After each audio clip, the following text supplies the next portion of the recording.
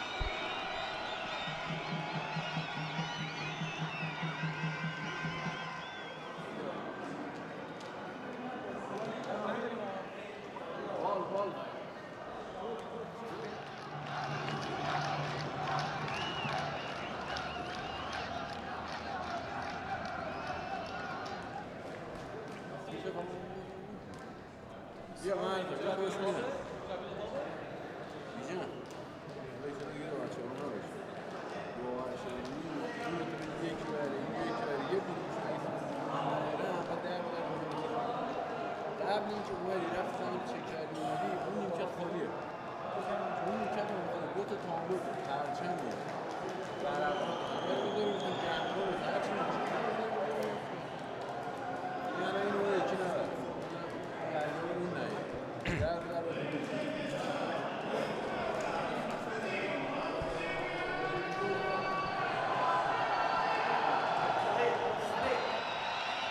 The Asian road to Russia opens its final chapter today. A playoff to decide which side will continue to the next playoff stage. Yes, it can get a little bit complicated, but this is inadvertently round 4 of Asian World Cup qualifying in a long campaign which gets a little longer for Australia and Syria. 4 Asian teams already through to next year's World Cup finals. Will there be a 5th Asian side in Russia next year? It's 4 more matches for either Australia or Syria in their march to the promised land of the World Cup. And will there be a happy ending to one of the most romantic stories never written about the World Cup qualifiers? Well, part 1 of the latest Syrian folklore is about to unfold here at the Hangjabak Stadium in Malacca, their designated home ground. And somehow they've managed to make this an impregnable fort in their home away from home. So far away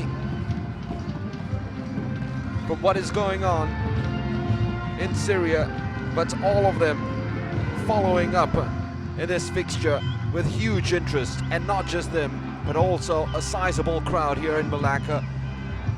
A more importantly, of course, the world's media attention have all gone to the exploits of the Syrian side as their journey continues in their bid to qualify for the next World Cup.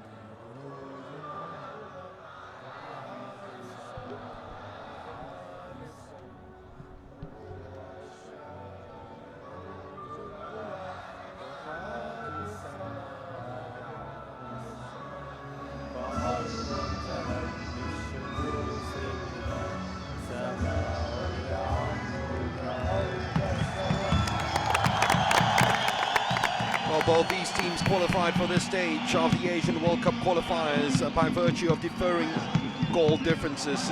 Australia lost out on goal difference to Saudi Arabia for automatic qualification to Russia.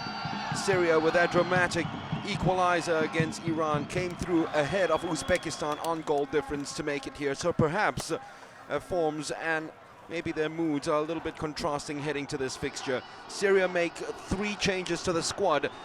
Drew against Iran 2-2 in that dramatic fixture. Ala Al-Shibli is out, so too Firas Al-Khatib. Their places go to Youssef Khalfa and Fahad Yusuf. But the biggest miss perhaps will be their captain Ahmad Al-Sali. Well, his place is taken by Khalid Al-Mbayed.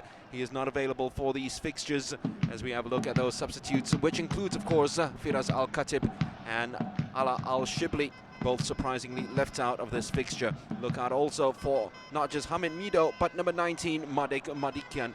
He can be a real force coming off the bench, especially when this team needs goals. And this team has been scoring goals in this stadium at Hangjabat. In fact, they've scored 6 consecutive games now.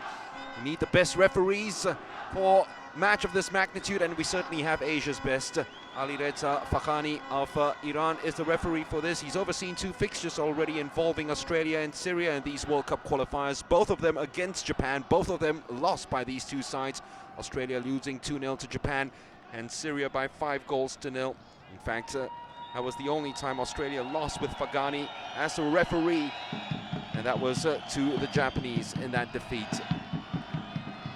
Well, this is the Australian starting 11. 4 changes to the squad. That's a 1-2-1 against Thailand the last time out, and they've got 2 new flankers this time out in terms of their right and left full-backs in Joshua Risden and Aziz Bahij, respectively, taking the places of Tom Rogic and Alex Gerbach. There's also starting spots for Matthew Yerman, who wins his first cap ahead of Bailey Wright, and Robbie Cruz gets an early 29th birthday present today as he takes the place of Tim Cahill in midfield, looking for his first goal in 23 internationals. Timmy Cahill, of course, is on the bench. What a moment this is for Ayman Al-Kim, coach of Syria. And for Ange Postecoglou, this is his 46th game in charge, the 2015 Asian Coach of the Year, after guiding his Australian Socceroos to victory in the Asian Cup. Now see himself in a playoff in order to keep alive their hopes of qualifying for Russia 2018. They've qualified for the last 3 World Cups, hoping to make it 4 in a row now, Australia. It's the first time since they've been involved in the AFC World Cup qualifiers that they failed to qualify automatically, as they come straight away looking for the jugular. Behic with his very first touch of the ball. Aaron Moy, all things will be strung together in midfield, getting his early touch. Pitch bouncy as always. It's a bounce that has favoured Syria of late, because they have certainly made full use of this pitch, and it's very unpredictable circumstances. I remember a match being played here. It was a real mud bath in Malaysia, and they did it to their fullest of their advantage and took full advantage of that game against Iran to almost scrape a win against the Iranians. Well, this Syrian side just don't know when they're beaten. It's Aaron Moy, Huddersfield player full-time this year now, and Milos Daganek asking for the ball. I don't think the ball pickers are giving him the ball at the moment.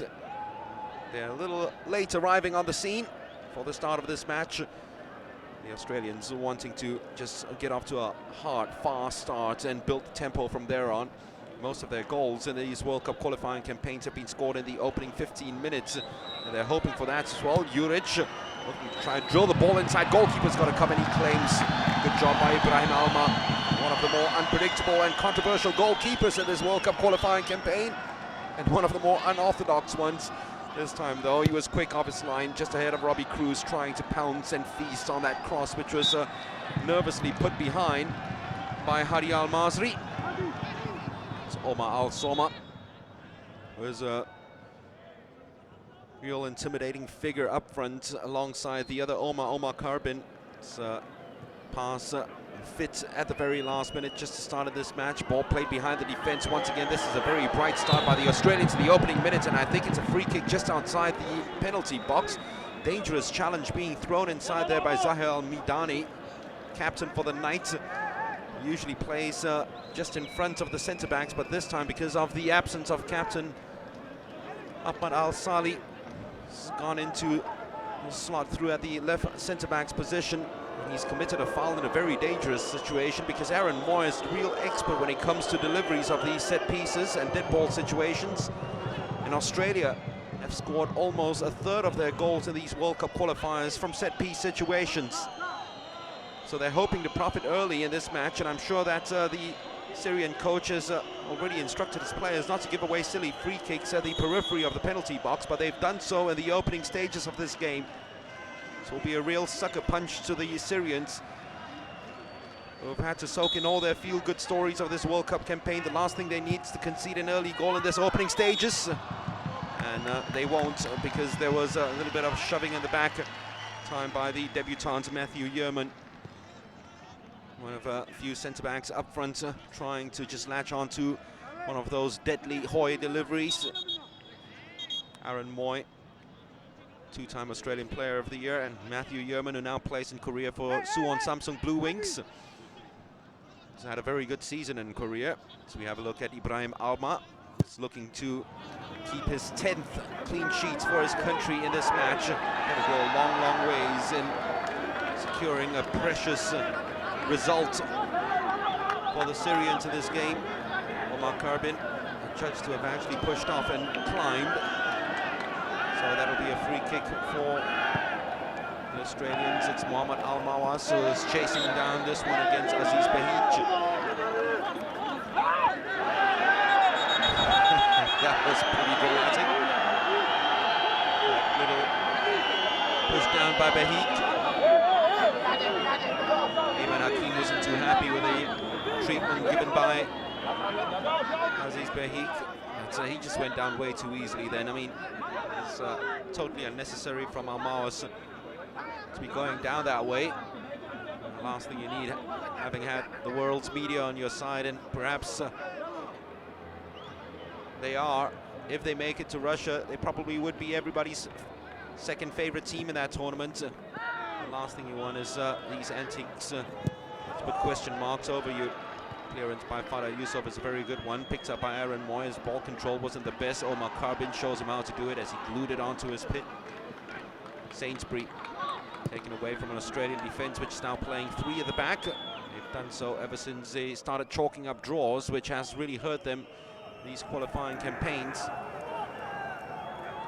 Too many draws in round 3. Just that one defeat against Japan, and turned out to be a damning one. They built through Milos Degenek. He himself 63 games without a goal for club and country. Plays for Yokohama Marinos. Surely will be a push behind. Be a goal kicker. After Joshua Risden tried his very best to bully the Syrians into giving possession away. Moyad Al-Ajan was trying to marshal the ball out and shepherd it into safety. Almost had it stripped away from him. It's a feel-good story that carries on right throughout with Syria, and they are 5 hours behind. It's around about 3:40 in mainland Syria at the moment, 7,500 kilometers away from Malacca. But there will be a lot of people back home watching this with a lot of interest and hoping that these players would carry their hopes with them. Last time they came within a whiff of smelling the World Cup finals was in 1986. 85 to be precise, as they strip the ball away. It's an opportunity now as they try to put the ball inside into a very dangerous spot. So it's that free kick. The referee's given it the way of Syria now. It's a very soft decision, but Omar Karbin certainly put himself about then. And now they have an opportunity right in front of goal. The ball inside was delicious enough, and that's a very soft free kick to give away. Perhaps a wrong decision by the referee. Certainly Milos Degenek did not believe he did anything wrong in that push against Omar Karbin. He stood his ground, didn't really use his arms much, if anything else. Both players were just shoving each other enough. Matthew Ryan, the Brighton and Hove Albion goalkeeper, organizing his wall. Is there going to be an early start this for Ayman Hakim? Omar Al Soma, whose goal against Iran brought them to this stage. The Omar combination looking for a blistering start against the Australians. It will be Omar Al Soma smashing this right through the Australian wall, but not through Robbie Cruz, and the last touch came off the number 10. Didn't fall kindly though for the number 14, Tamer Mohammed, who was looking to pounce. And those two players who scored those 2 goals against Iran to clinch that 2-all draw, almost finding each other inside the penalty box. Players are still inside the penalty box waiting for a good delivery, and it was not a bad one as well to the dangerous Al Soma. So big and strong he is. And every time the ball's flung up in the air, you always sense that Syria have a chance against a big Australian defense. It has to be said that with Al Soma there's always that opportunity that once the ball's hung up in the air forever, he will take his time and he will time it right. It's again a loose ball picked up by a Syrian. This time around, Aaron Moy does enough to get back in defense and help out. That's an attack against Yusuf Kalfa. Fahd Youssef, earning his 12th cap today. Player plays in the Jordanian league. And this is Yusuf Kalfa, who was earning his 10th cap. Couldn't find the angle for the cross. The Australians come away with it with Robbie Cruz. Happy to play it all the way back to Yerman. This pass not strong enough to get to Moy. And that has been the hallmark of this Syrian performance so far in this World Cup campaign. It's not just the spirit, but also the legs that they have, undying, and they will close you down as soon as possible. Whenever you get the opportunity and get possession of the ball, they will close you down quickly enough, allowing you just to take a couple of touches or so before forcing you into that pass all the way back to defend. They're happy enough to allow you to keep possession of the ball and catch you on the counter-attack. It's another clear example of a player coming to help out with someone who's already committed himself defensively. Another ball played over the back of the Syrian defense. This time somehow they managed to scramble it away. Mark Milligan in his 62nd cap, given the captain's armband. He's playing in that position where previous captain is not picked this time out. Mili Yerdinak, of course, now it's injured. Moy Hasn't scored for his country now, Aaron Moy, since the 29th of March last year. 14 games without a goal for his country. Behic keeps it in play. Skips away from one challenge, but not the next. Back come the Syrians. Got himself into a mix and then got out of it. That's very, very good play indeed by Yusuf Kalfa. Decided to do a little too much with it, though.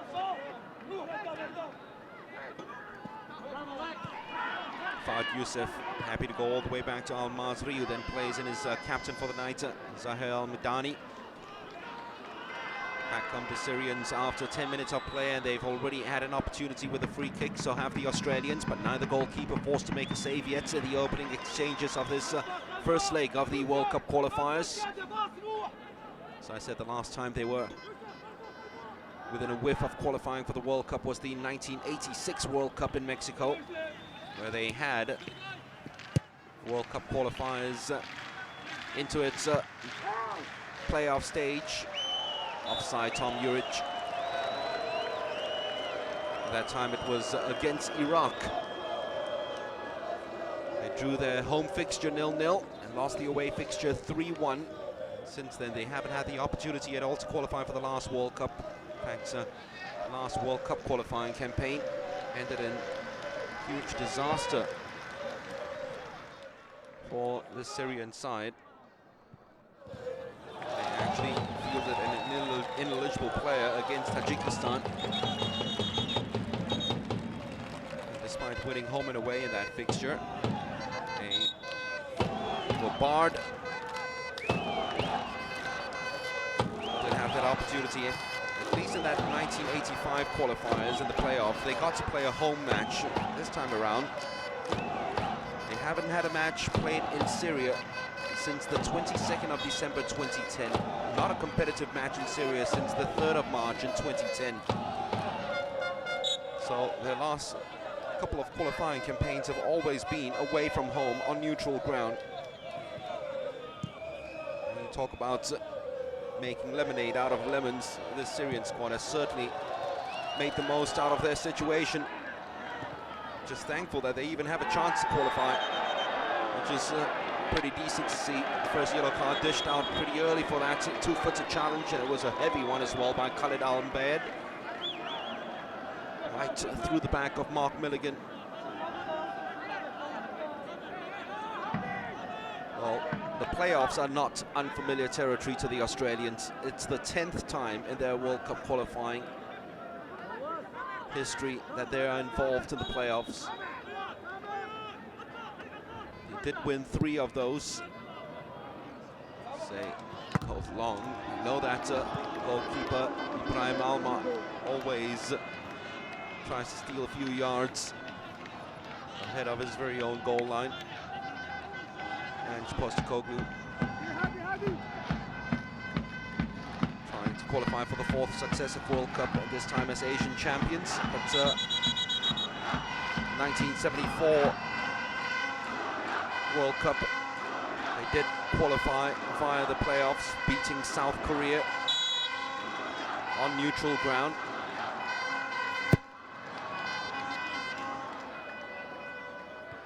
'06 World Cup, they won on penalties against Uruguay to qualify, also in the playoffs. It's running into a sea of traffic at the moment, Syria. Juric using his body well enough, held up play superbly for the Australians, which is exactly what you need of your centre forward. Sainsbury hasn't seen and played much football ever since his return to Jiangsu. Well, Robbie Cruz has broken clear. It's living very dangerously at the back at the moment, Syria.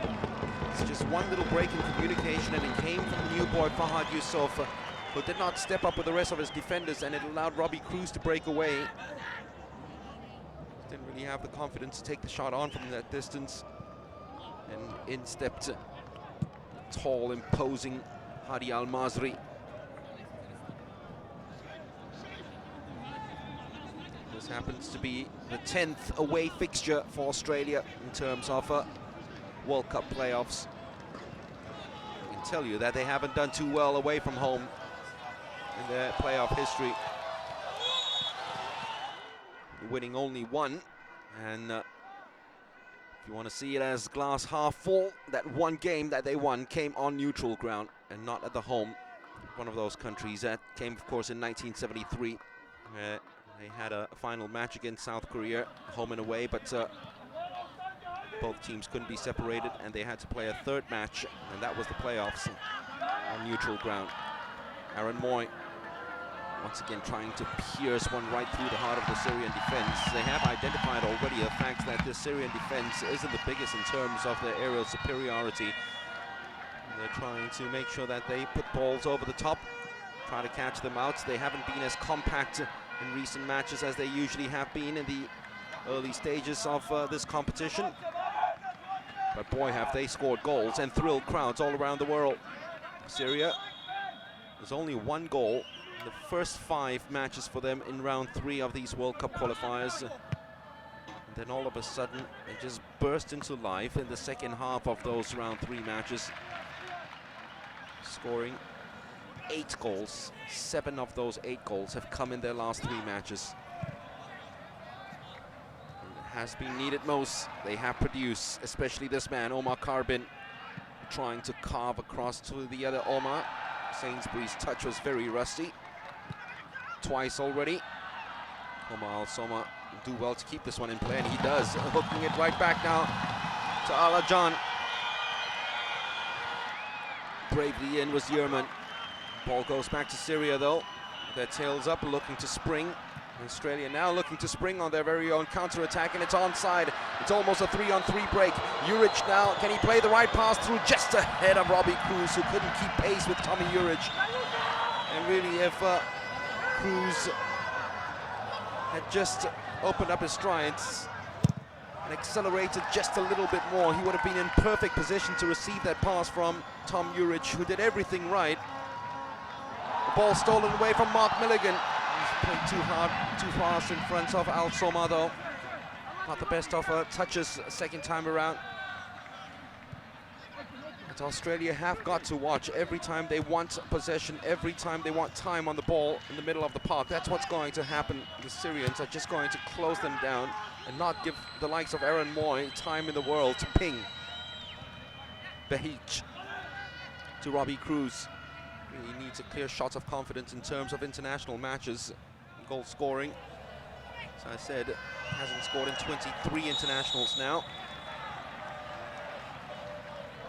It's a free kick that's going to be called hard on Yusuf Kalfa. Came sliding in to challenge Mark Milligan, who's been in the boards in the opening 15 minutes of this match. That's one of the reasons why. So we have a look at that replay again. So Juric did everything right. That ball played in between those 2 defenders, and Robbie Cruz needed to just pick his pace up a little bit, put that extra yard of a sprint inside the box, and he would have been at perfect position to receive that pass. Aaron Moy with time now to measure this cross, and he delivers a very beautiful one just ahead of Juric though. Picked up, struck, saved quite splendidly by Ibrahim Alma. It's a save he probably had to make, because it was struck as sweetly as you get with the outside of the boots from Mark Milligan. And it was curling in until that goalkeeping intervention. So the first save of note of this match, produced by Ibrahim Alma of Syria. It's called for the ball and applauds the fact that they get it away. The Australians never really had anyone in sight. Chance for that breakout. Omar Karbin, the ball played just slightly behind him. It was a fanciful backheel which almost turned into a superb pass in the end. Breakaway is cut out by Behich. Clever, alert defending Aaron Moy. And that's another very superb pass, but Robbie Cruz found himself in an offside position. He shouldn't have. Had all the time in the world to look across the back line to get himself onside. Well, Aaron Moy would usually pull the strings, and that sometimes allows the likes of Mark Milligan to come forward, pick up the loose balls in the guise of protecting his defense. And he has been having a purple patch of goal-scoring form lately as well for the Australian national side over the last few years. Al-Soma wins another one of the year against Sainsbury, but at the moment, the other Omar Carbin is playing way too far away from him to have any chance and opportunities of picking up the second ball. Moy. Behich took it down in his stride superbly. Behich spoils everything though. With a pretty poor cross when he actually had more time on the ball. Talk about a great crossfield pass. How about that? Soma first time carrying on this run now. Chance for them to get on at the end of it. Ambayed trying to keep it alive, but the impetus of the attack totally gone. Players too far away from him. That's what he's complaining about, Ambayed. That was some pretty neat skills coming from the big number 9 and the striker-in-chief, Al-Soma. He's got such a great goal-scoring record domestically in the leagues that he's played for. In fact, over the last 5 years, the Syrian striker Omar Al-Soma has scored 101 goals in the domestic leagues he's played for. In 4 seasons in a row, he's won and been the top scorer in all the leagues he's been involved in. The Kuwaiti League, 2013-14, the last 3 seasons in the Saudi League. This run is darting, it's promising, it's taken a little bit too far away though. And in the end, Degeneg was defeated very much by the cut-up off the pitch, as he was by the pace of Yusuf Kalfa. It was enterprising and it was brave. It just didn't have the end product. It might still with this corner situation.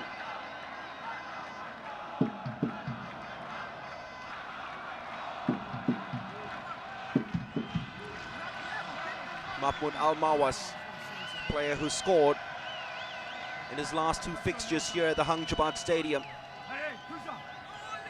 Can he set up something for Omar Al-Soma or even Omar Kabin?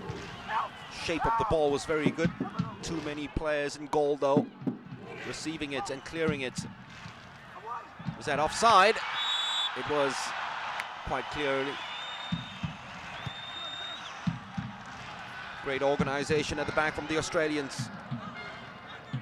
They look to spring up now and open their strides. Just a little lazy from Omar Al-Soma.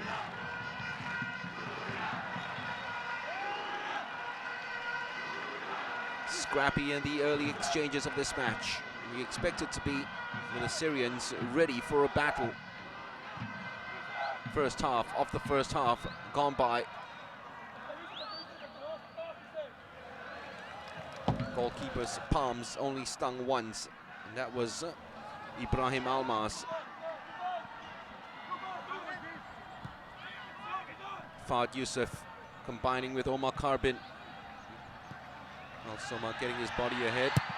As we were talking about earlier on, it's just drifted too far apart and too divorced from his other 2 attackers in Al-Mawas and Omar Karbin, doing just as much defensively as they are moving forward.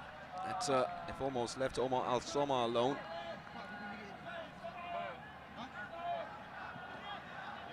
There is Omar Karbin. Tackled on him, refusing to give it up. And he's remonstrating with the Iranian official now, as he was fouled. To be fair though to Alireza Fakhani, who's right under his nose. A referee who really has been top of his trade in Asia.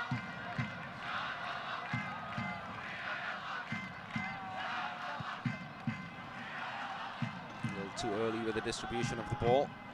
Needed to hold on a lot more, Tamir Muhammad.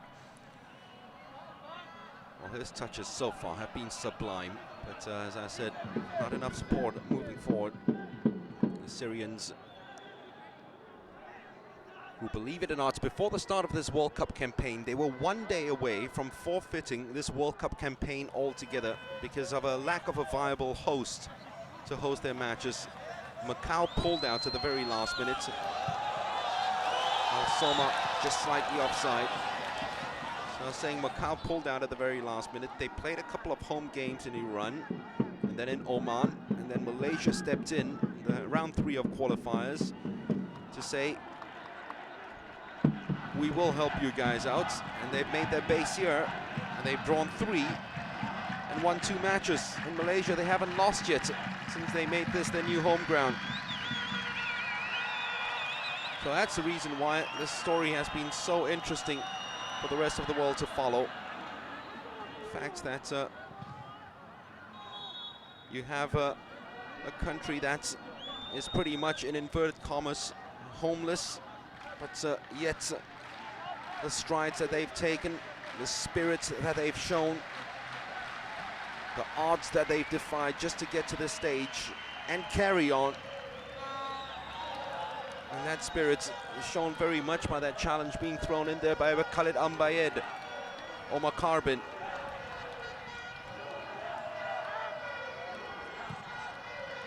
Once again offside, very lazy by Al Soma. 3 times already he's been caught behind this Australian backline. And he's got to watch, be a lot more alert than that, because he knows that ball's going to always be going over the top and looking for his head. And the last thing you need is a centre forward not even giving you an opportunity by standing in an offside position. Behich down the line, and this time it's onside by Robbie Cruz. Aaron Moy trying to just instigate that attack once again by putting it right behind. Impetus of the attack though, loss. No thanks to Robbie Cruz being in an offside position. And some very, very close marking once again, pressing by the Syrian players.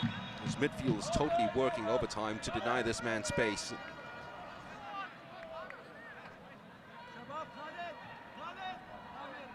One of those big earners, of course, Aaron Moy. This Australian side playing in the Premiership for Huddersfield and being the Huddersfield Player of the Year last year. Also the current Australian Player of the Year. 2 years in a row that he's won that award. Omar Carbin putting his body about, but Mark Milligan was closing down on him very quickly enough to ensure he didn't have a free jump at it. Well, he's always very emotional and very expression-filled, expressive Aymar Hakim. Carbin couldn't control it well enough. Sainsbury happy to play it back to Matthew Ryan. As is Behich. Yerman. Moy. Well, they've identified him as the danger man. Every time Aaron Moy has got a chance to take the ball down and play it along the ground, 2 Syrians just come closing down on him just as quickly enough. But Yusuf, not the best of passes by Yusuf to Mohammed Al-Mawas. Scrappy enough in this game, which certainly suits Syria. Just to frustrate the Australians a little bit.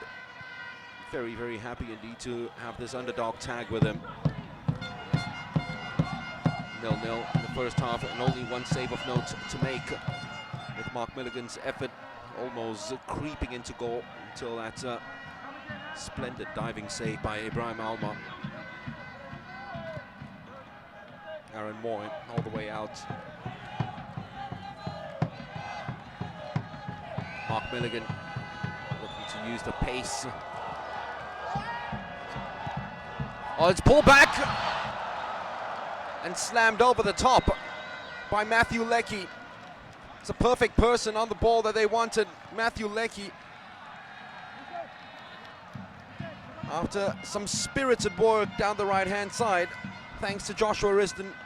But Matthew Leckie, with a goal gaping right in front of him, all he had to do was to put it on target and make the goalkeeper work. He couldn't do it. And it couldn't have fallen to a better player, because here's a player who has scored 3 in his last 4 World Cup qualifiers. And they thought, with him behind that, that was a chance, a huge chance. Juric chasing just to make life a little difficult for Malmidani. Hasn't found it easy marking the big 1.9 meter Australian. Joshua Risdon. Well, they've used the left-hand side more than the right, but every time they've gone to Risdon, that works pretty fine enough with with his willingness to just run at the defense at every given opportunity. Here he is again, Risden. A cross which is very deep, kept alive by the other fullback, Behic.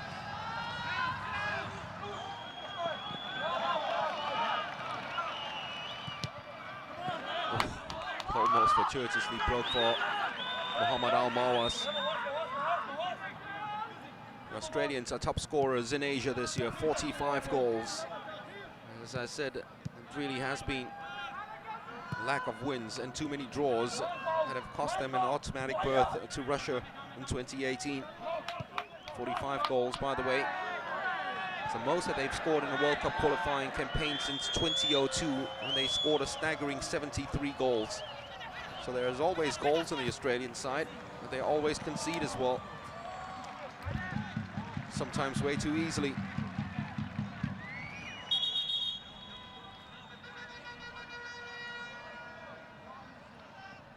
Mark Milligan scored 2 goals in 22 World Cup qualifying games. So just having his boots clipped. I said he certainly has been in the wars in this campaign. Talk about him having a purple patch of goal scoring form lately. It's his 12th year as an Australian international. He's got 4 goals in the last 2 years and only 2 in his first 9 years. So he's added that little bit of steel and added that little bit of depth into his game in terms of finding the back of the net. As is Behic, player who plays for Burapspor in Turkey.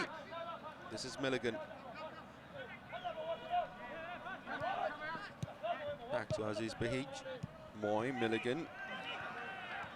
It works themselves intricately and well enough to get away from a couple of challenges before that ball's floated into Cruz. Couldn't do anything about it but give a thumbs up to that effort to play him in.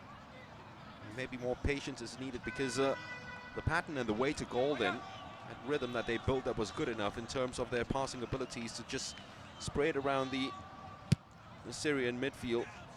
So they didn't have many options up front except for Robbie Cruz. They just held the ball on a little bit and played a few more passes. Might have been a much better ploy than just putting it one up. Just offside once again it is. It's that man yet again, Omar Al-Soma. Well, whatever happens in these two-legged playoffs, his name will always go down in Syrian storytelling folklore. It's onside. Robbie Cruz this time breaking the offside trap. But it's let down by a very poor first touch. That was needed to take it in his stride instead of away from him. That's a player who's just short on confidence at the moment, Robbie Cruz. Last goal he scored for Australia came in the Asian Cup 2 years ago. And that was against Oman, 13th of January 2015. Part of his 4 international goals, and a player of his ability you feel should be scoring a lot more goals than just the 4 that he's notched so far. Al-Soma climbs, almost won it. Al-Soma, the ball's almost breaking for him. He gets the better of Behic to keep this alive. Still Omar Al-Soma had the opportunity to bring it back, and he finally does. Almost finding the dangerous Omar Karbin, Syria's top scorer in these World Cup qualifiers. Right on the edge of the 6-yard box. Omar Al-Soma did well enough to put his body on the line, and then it just came all of a sudden. The cross was more out of shock than anything else. Behic didn't expect him to even drill it across. Cruz, Juric in the penalty box waiting for delivery. Not the best of balls played out by Cruz for Risden. He failed to keep it in play. The Syrians will certainly be pumped up by that effort. Zaran Moy comes in to destroy the latest attacking move, and this time was by Yusuf Kalfa. Risden, Juric, still Juric, Lecky. Risden on the outside with acres of space. Decided to work it to the other side to Behic. Aziz Behij. Nutmeg was good. There was cover though for Syria. A very good cover indeed in the form of Tamer Mohammed. A man who is really huge protector of this defense, and he does it with all the jealousy in the world. You look at the amount of legs and miles he goes through a football match, Tamer Mohammed. It's unbelievable. And that really encapsulates what Syria is all about, isn't it? Want that desire to just get foot on the ball and win every challenge that is being thrown in at them, and winning the free kick. That's what get the crowd pumped up, and a yellow card dished out as well to Joshua Risdon. That's exactly what they need. Having been under the cosh, all of a sudden a couple of challenges being thrown in, and one very good one as well after a breakout which was superb by Al Mawas. Ball dished out to Al Bayed, and then winning the free kick from Risdon. The spirit of this Syrian side is absolutely brilliant. Another offside decision given against Omar Al Soma. It's 5 already in this match against him.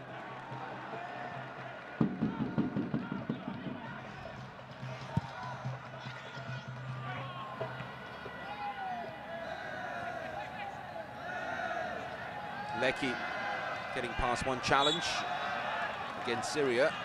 It's never good enough to progress towards goal. You know there'll always be someone there nipping at your heels. Within the pant away. And getting foot to ball. Omar Karbin's pass was shaped to perfection. Not so much the cross that came in though from Muayyad Al-Ajan.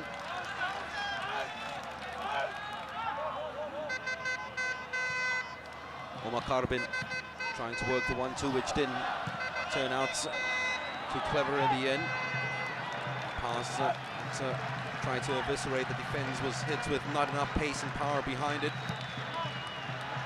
That one had some power, and this time Al Soma's onside, but he's been dragged wide, and Sainsbury's been following him almost everywhere that he's gone. Trent Sainsbury's hasn't been far away from him. Fahd Youssef this time stays onside. Al Soma, it's a brilliant cross, and that would have been spectacular from Omar Al Karbin. So it's twice already that the two Omars have combined.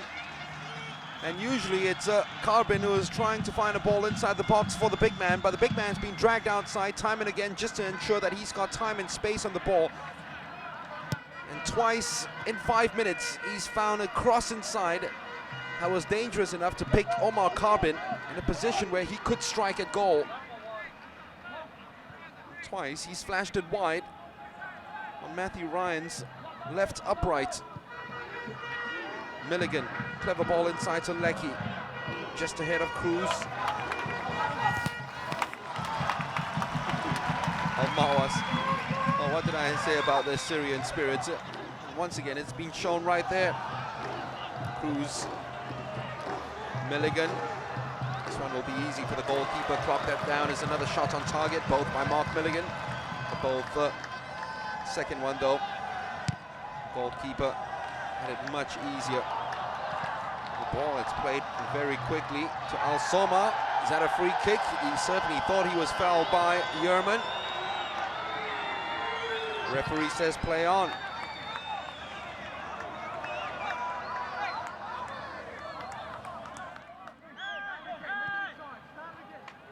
Aaron Moy to Mark Milligan. He's just returned to Melbourne, Milligan, after his spell in the UAE. He's redefined himself from a right fullback and right centre-back to a defensive midfielder, just at the right time too for the Australians, especially with Yerdinak out.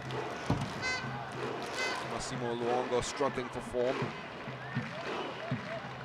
Yerman back to Moy. It's more of the patient build-up that the Australians have to take with them, rather than just trying to hit them long all the time against the Syrian defense. And finally they break out and break clear. Juric finding space for himself, and that's the opening goal.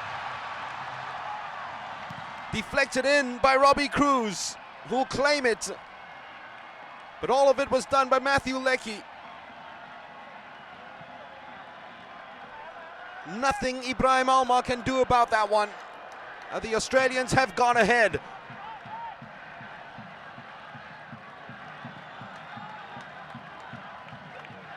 Got lucky with it, but from here on, it was all skill from Leckie. Wasn't the best of finishes, but in those situations, you just slam it right across, and it's exactly what he did, and hope for fortuitous touch. His hope came true for him and Postecoglou, and Australia have got the lead thanks to Robbie Cruz and his first international goal since 13th of January 2015.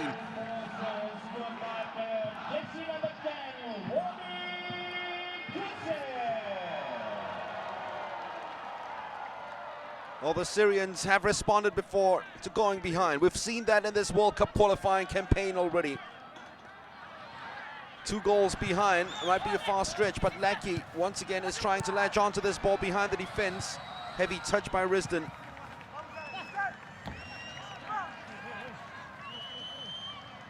But they've responded in this ground. I remember a match where they came from behind in the very last minute with almost the last kick of the game to draw 2-2 with China.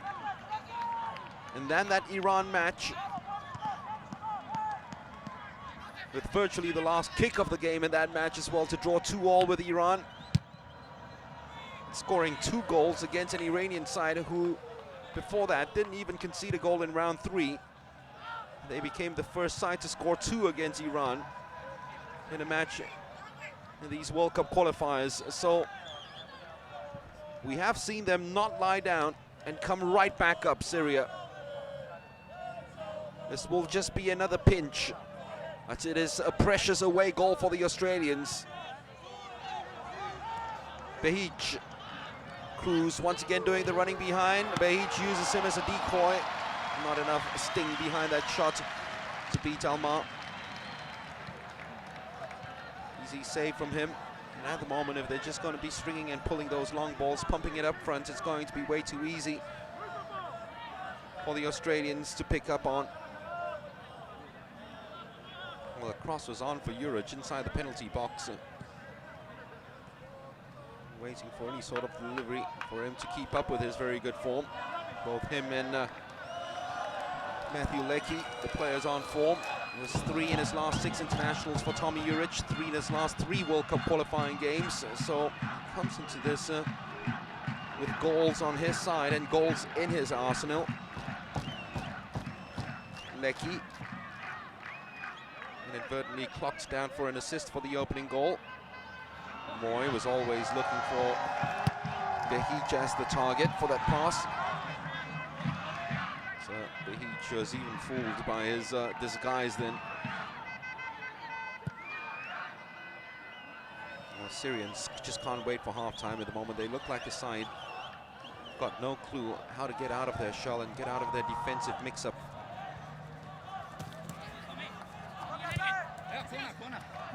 Corner for the Australians. Zahir Al-Madani could not believe it. Juric kept at it. And they have to watch now, Syria. The last thing you need is to go 2 goals down against an Australian side who've never scored more than 1 goal in a playoff away from home before in the World Cup qualifiers. Maybe this might be a first time. Aaron Moy found the head of Leckie. Timed this jump well enough, maybe a little too soon.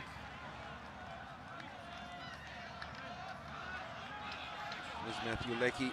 He's not just in good goal-scoring form for his club, but also in good goal-scoring form for his country and club, Hertha Berlin. He is their top scorer in the Bundesliga this year. Leckie, 4 goals already, the 5th highest scorer in this season's Bundesliga. So the Australians certainly know that they have a player who's probably at the top of his game in terms of his the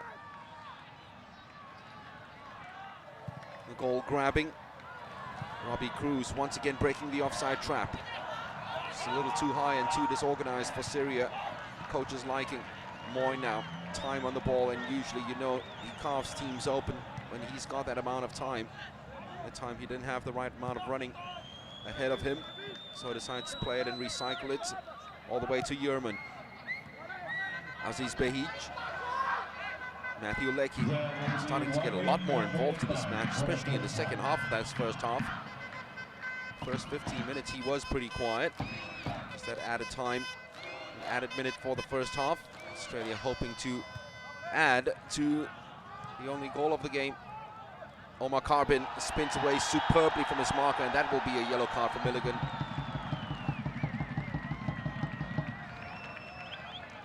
Talk about a player who comes into this match in good goal-scoring form. Omar Carbin's another one. Not just the 10 goals that he scored for Syria already in this World Cup qualifying campaign, but just a week ago, he scored a hat-trick in the Asian Champions League, playing for his club side Al Hilal against Persepolis.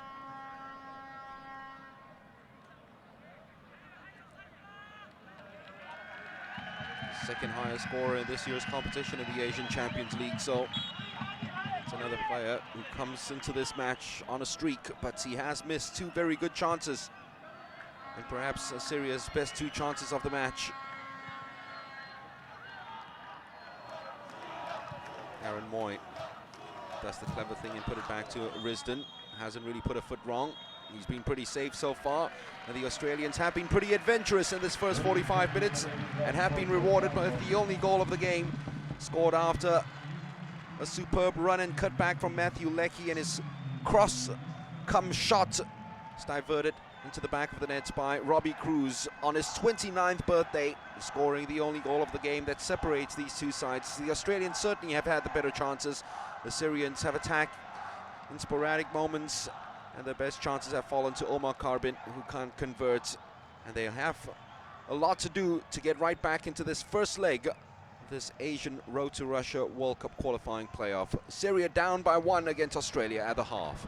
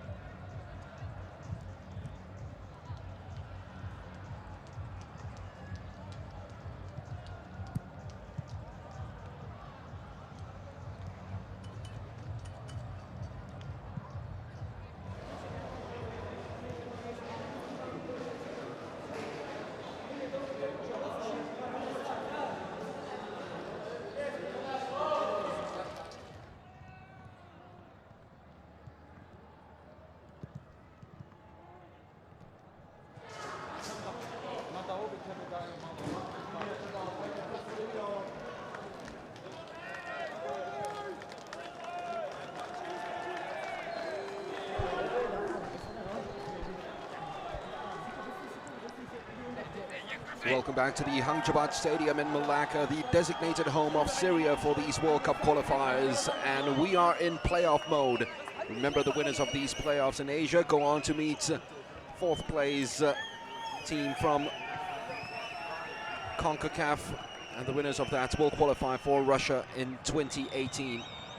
Australia 1-0 up thanks to that number 10, Robbie Cruz, who turned in a cross shot from Matthew Leckie for the only goal of the game. But when it comes to a Syria match in World Cup qualifying, you have to stay right to the end, because the last 3 World Cup qualifying games that Syria have featured goals in added time, 90+ minutes. In fact, the last 3 home games against China, Qatar and Uzbekistan have had goals scored in the 90+ minutes. 34% of their goals in these World Cup qualifiers have been scored in the last 15 minutes of matches. We're talking about 35 goals that they've scored this time around. It's the most that they've scored in World Cup qualifying campaign since 2002, when they got 40. And they are on a 6-game unbeaten streak, the best under their coach Ayman Hakim. The Australians haven't won away from home in 7 games already. Just 1 win in their last 6 internationals, 7 without a win away from home. The longest stretch without a win away from home since the 1995-1996 period.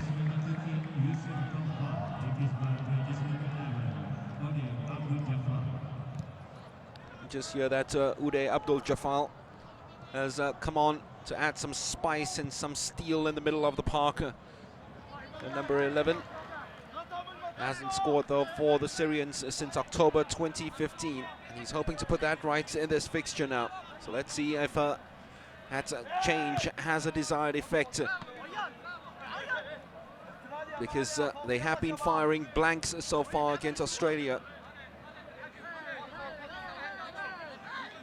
Well, we talked about the struggles away from home. A lot of it have been draws, as we mentioned earlier on. But in this World Cup qualifying campaign, they've had 4 away victories in all.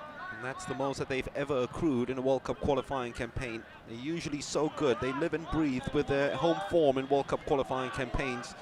That's away from home. Haven't been as effective.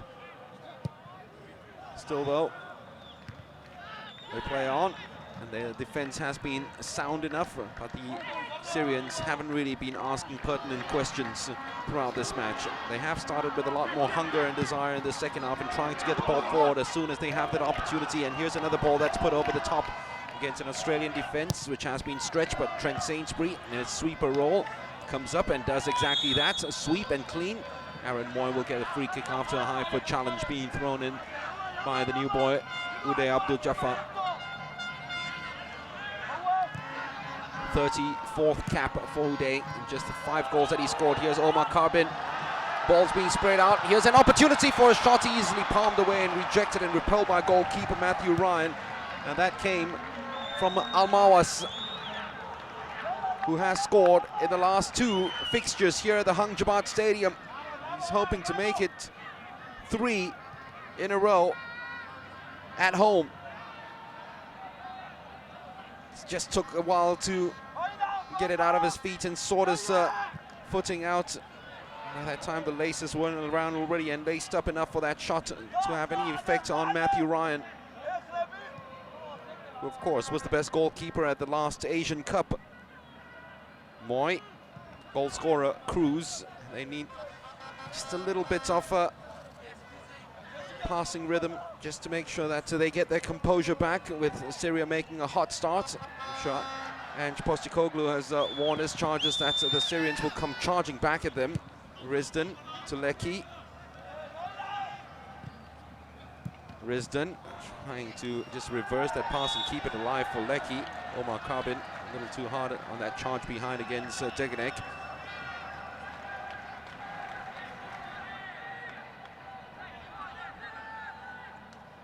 It's actually Milligan. The veteran has certainly put himself about in this match. probably been Australia's best player on the park.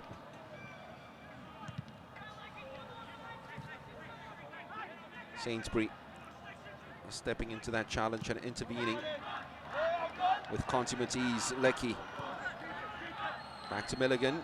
Moy once again separating himself from his markers, finding some free space. Back to Milligan. A little ball over the top, which was in very good effect throughout the game. Same uprights hit by Juric. You just can't believe it. Reaction hasn't come yet, but right now you will see it from Tommy Juric. Oh, it was a mistake from El Madani, which gave him that opportunity. And he took it brilliantly in his stride for that first one to come off the upright, and that same upright has denied him twice. Danger not over yet though. Behic to Moy. Back to Bay. Milligan asking for the ball. Instead it goes all the way back to Yerman. Robbie Cruz. Aaron Moy. Little ball over the top. Robbie Cruz had started this run early. Had to be cut out. And it was unwittingly at the end by Zahir Al-Madani. Actually, Tamir Haj Mohammed came all the way back to prevent another goal-scoring opportunity for the Australians.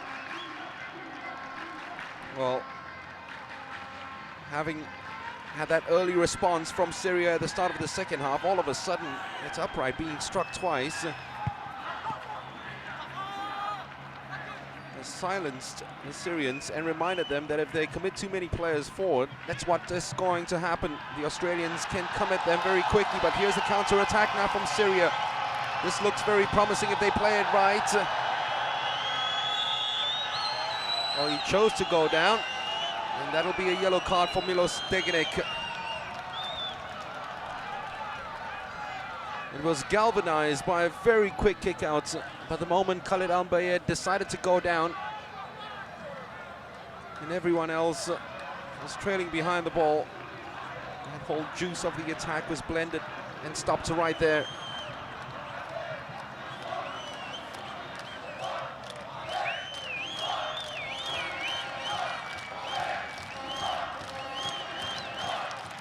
Well, they haven't really made much use of their set-piece situations so far, Syria.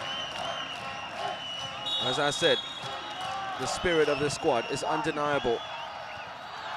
Omar Carbin!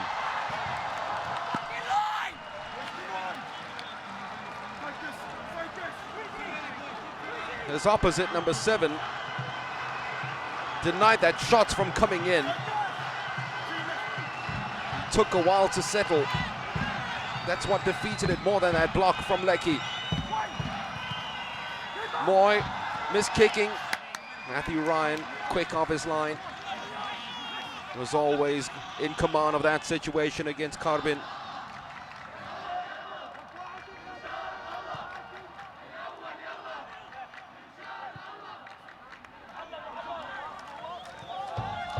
Yerman out wide to Beij. Cruz. Beij once again never far away from him. Cruz thought that he had gone down the line. Really that was crowded out more than anything else. Al-Bayed trying to start off another attack down the right hand side with Fahd Youssef. Back to Al-Bayed. Clever ball. Omar Carbin. That was very neat, very well done. Pull back though wasn't too great. It's kept alive until the Australians totally repelled it rather easily. Alajan.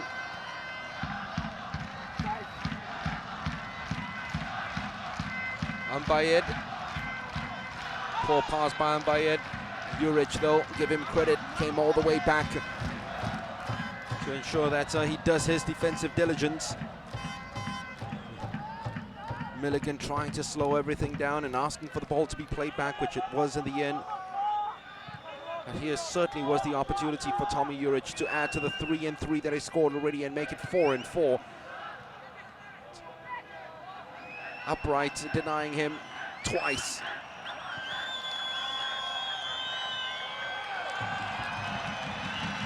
Khalid Al-Bayed, master of it. That time the challenge was thrown in by Hadi Al-Masri, who had to come across to watch Tommy Juric, player who plays in the Swiss league for Luzern. And he has started the season very strongly for Luzern as well. Al-Masri, time to clear since Juric was on the ground. Moy. Risden. Leckie. Moy in front, so too Joshua Risden.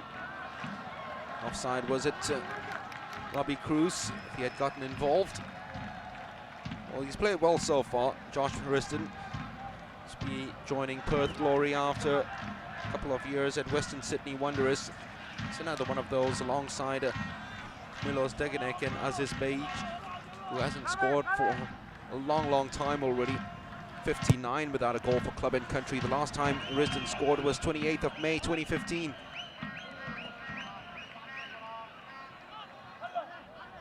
Al-Mawas wants the ball back and he gets it back to Al-Baid. Took too long to release that pass, although it finally found its way through to Fad. It's a poor ball that's being played, and the Australians have an opportunity to break because the Syrians had committed enough players forward. Alma. Clearance was always going to go all the way back to Matthew Ryan.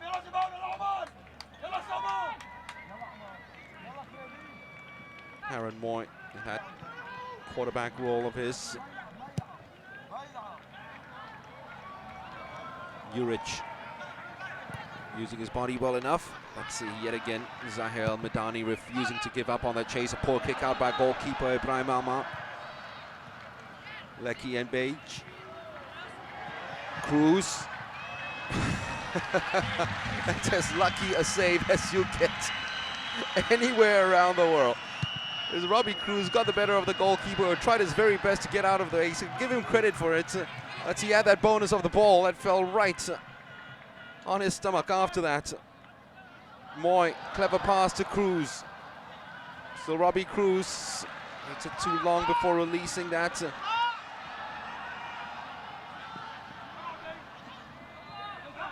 Good enough pressing by the Australians. Uday had very little time on the ball. Omar Carbin continuing his run forward. Well watched. Superb defending by the Australians by Trent Sainsbury. Not just superb defending, but managing to keep the ball in play, did he? No. Now that's the reason why you have a sweeper in the side. Your two centre-backs will be watching and following players. You follow the play and you follow a player who is making those runs off the ball. It's a dangerous cross that's put in just ahead of Uday. Al-Mawas was there, waiting as well to feast. At least the Syrians are showing more of themselves as an offensive force than they did in the whole of the first 45 minutes, where it was very sporadic. Every now and then, the two Omars trying to combine to carve open this Australian defense, which has stayed rock solid throughout this game. Risden to Leckie. Couldn't get it through the legs of El-Madani. Moy. Milligan.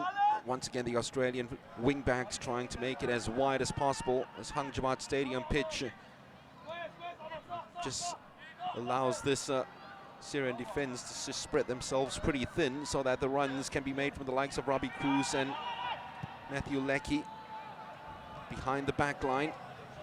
It's the reason why the ball has been played a lot over the top by the Socceroos. Good ball by Degenek, not so by Risden. Well, once again, that's the width that they have in this team.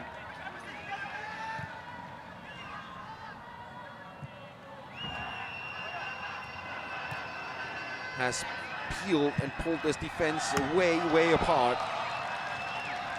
Leckie it was. Decided to take that from distance.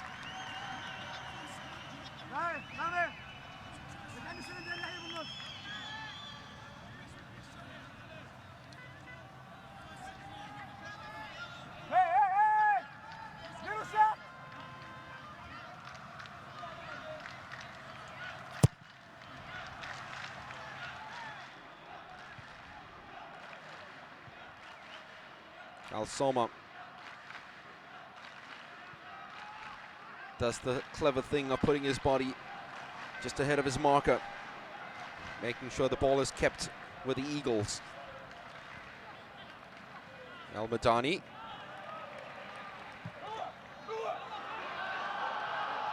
What a peach of a pass to Al-Soma. Slightly ahead of Omar Karbin. Didn't really appreciate that cross from Al-Soma.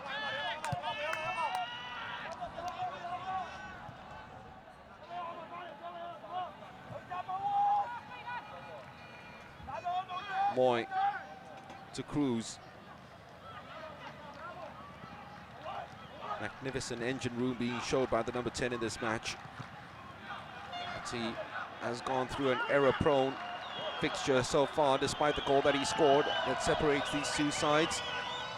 Uday Abdul Jafar.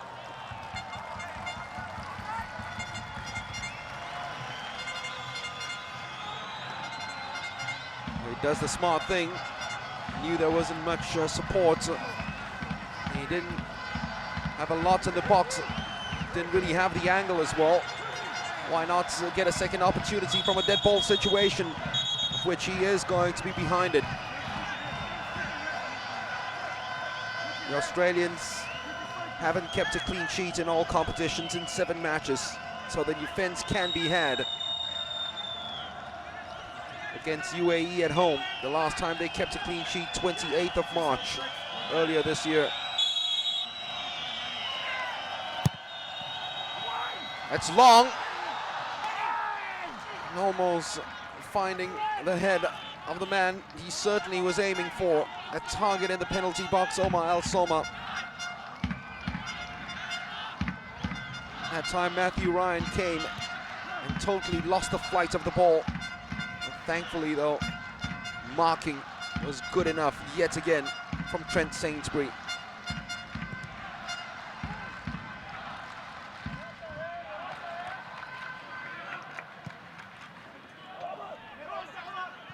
Omar Karbin, he certainly is not offside, so he decided to give chase for that. Sainsbury, despite the fact that he's been pretty rusty and hasn't played much football this year, he was on loan at Inter Milan at the start of the year, didn't play much football there. Didn't play much either when he was playing for Jiangsu. Karbin. Omar Al-Soma attacks the near post. Defending superb by Degenek. Magnificent. He lost his man momentarily, and we thought that was the moment that Omar Al-Soma, in his typical centre-forward movement, stole that yard. Caught right ahead, but Degenek sensed it and came in with that desperate lunge, which turned out to be such an important intervention. Syria, though, on the ascendancy with their tails up.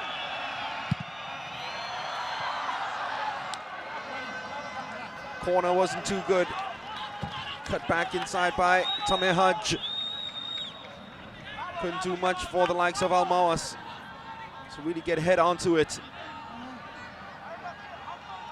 He'll be much happier, Ayman Hakim, with the way his side have come out in this second half and responded to going behind. Australia will make their first change. It's Nikita Rukavica who will come on for Joshua Risdon.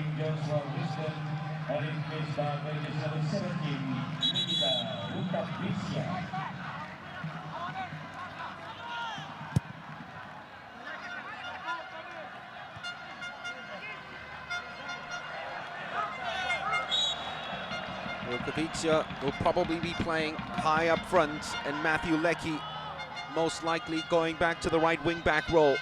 Might be the slight switch.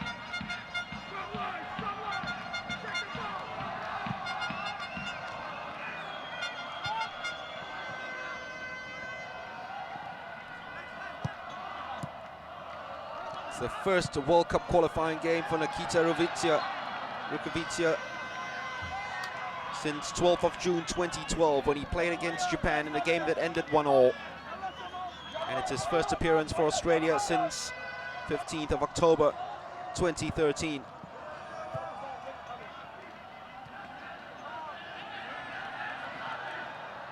Juric, Vukovic making all the running up front. As expected, he has gone right up there, switching flanks with Robbie Cruz. And Lecky's gone to that right fullback, right wing-back position. There he was taking the throw for Milligan. Vukovic right in, challenging Carbin with an unnecessary challenge on Milligan. And Aaron Moy has an opportunity in quite a central target, quite a central position.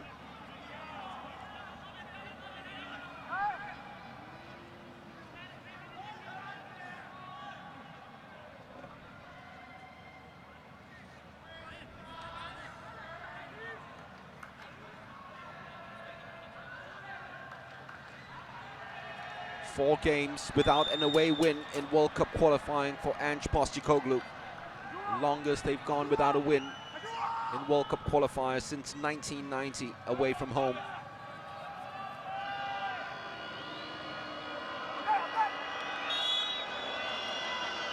Aaron Moy does go for goal, couldn't get it over the wall.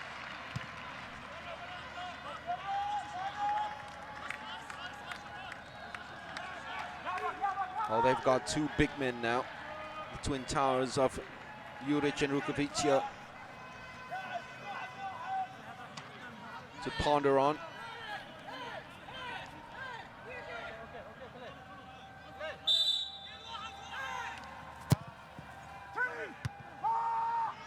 Solid enough header out, but Moy picks up the second ball.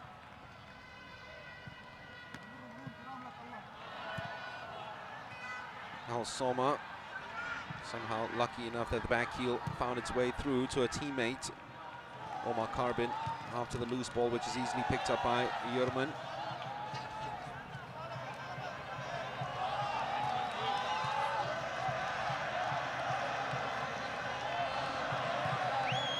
Player free in the middle of the park is Tamer Haj, and here's Al Mawas. Oh, ball just a little too hard, way too hard, but then a push by Lecky. Can't believe it. There's a very strange decision by the referee. Moayed Alajan got away with murder. And maybe if he made it a little less obvious, a referee might not have given it. So it was very much a winger trying to put in a shoulder charge at the wrong end of the pitch. And Syria have a lifeline with this free kick in a very dangerous position now.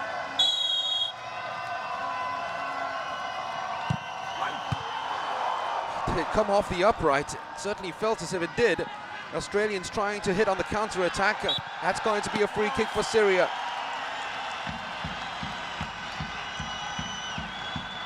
Fahd Yusuf had to win something from it, otherwise the Australians were breaking clear. First challenge was good enough, and then he was so happy it was any sort of contact from Sainsbury, he just went down straight away, but this come off the upright. No. Protector of the near post, one of the lost arts of football. So little people putting players at the near post these days, but that's a fine example of why you still do, and why some teams still do. It saved Australia from the equaliser. Omar Carbin will be taking this, surely. Omar Carbin!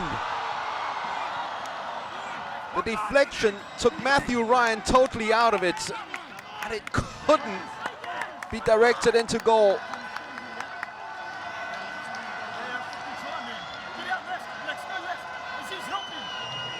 Still the Syrians press. Good enough cross. And they have a second opportunity. Almost finding Ambayed at the near post. They figured putting it right into the mix will give the goalkeeper a chance. So everything's gone near post. They've asked for handball. The referee's not giving it. They're protesting a little bit too much. There's a chance for the Australians to break out right now. The pass though hit straight, fortunately enough for Syria. Almawas will be offside. Had to be a lot more attentive than he was.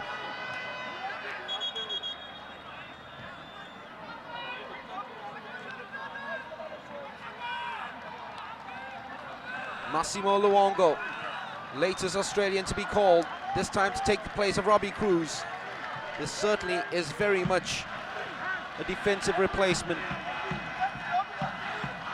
for Massimo Luongo, who's already got a goal this season for QPR in the English Championships. He hasn't scored for Australia in more than a year now. Last goal coming in September last year. And that certainly was a handball appeal. Oh, I tell you what, he moved on to it, and that should have been a penalty. If the referee had seen it all over again, he would have given it. Omar Karbin, clever ball!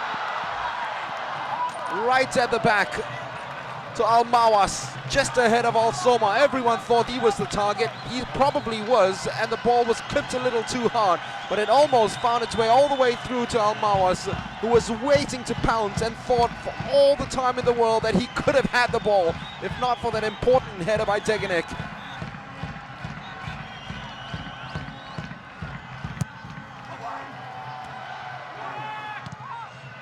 Oh, Syrian spirits have been lifted.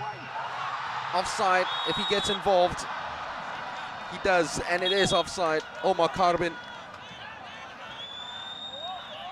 But with their spirits lifted, so too the volume here in the Hangjabat Stadium.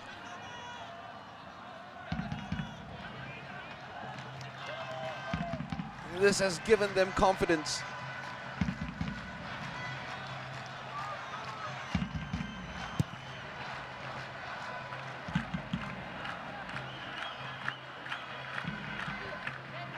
It's a team effort from them. It's a team that has always been, throughout these World Cup qualifiers, unyielding, indefatigable, and undying. The character that they've shown in fighting for the flag is something that players with bigger reputations and paychecks can take with them.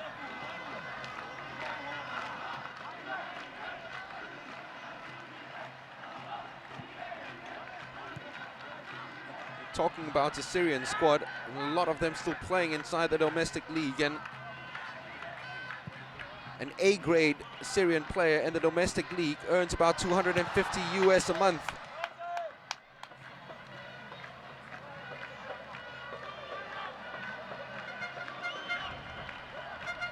Sainsbury has been all over the defensive lines, making sure that everything is covered. Played well today.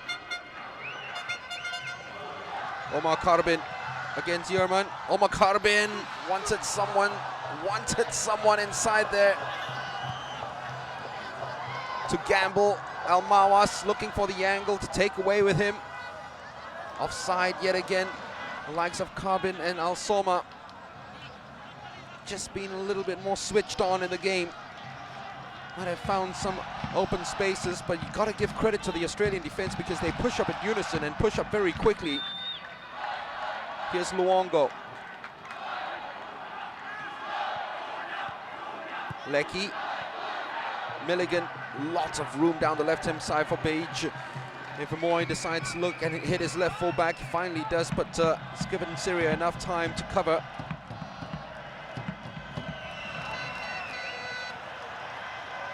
Omar Karbin chasing down, asking Al-Soma to do the likewise. Here's Milos Degenek.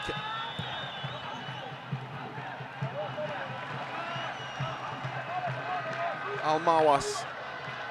Lecky chasing. Still though, Almawas with the ball. Poor pass from Almawas, so they get away with it. All because Rukovic's header was not picked up by Juric, who didn't really expect the header to come his way. Thought Rukovic would control it first before contemplating his next move.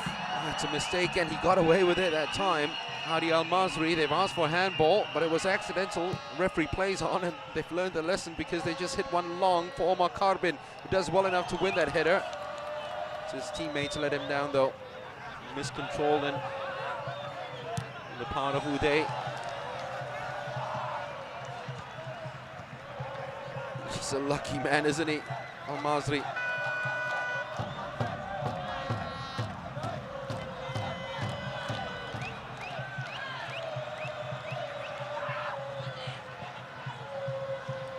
Luongo.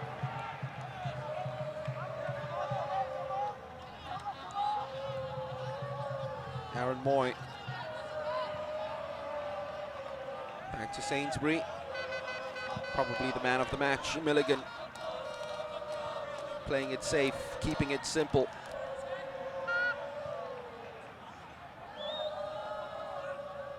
Yerman. They've worked themselves pretty well around the corner until that cross, which is so disappointing. Like he couldn't keep it alive, but Page had gotten himself into such a promising position, but the final delivery was very poor. Time now for Firas Mohammed Al-Khatib. Controversial, legendary figure of Syrian football. He takes the place of Al-Mawas. What will he bring to the table? Al-Khatib, 27 goals he scored for his country.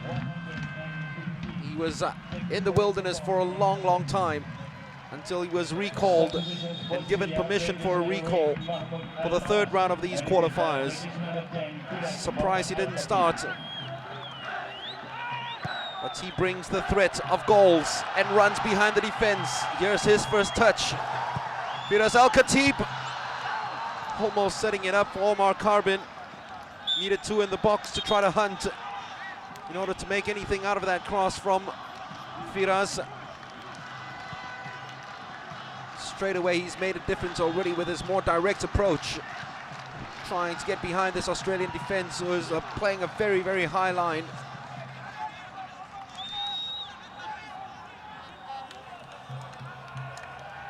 "15 minutes remaining, and this is the period where Syria have scored 34% of their goals in these World Cup qualifiers. Are they going to find another priceless one? Or are the Australians going to score another and really put this game out of reach before we even hit Sydney on Tuesday for the second leg? Moy.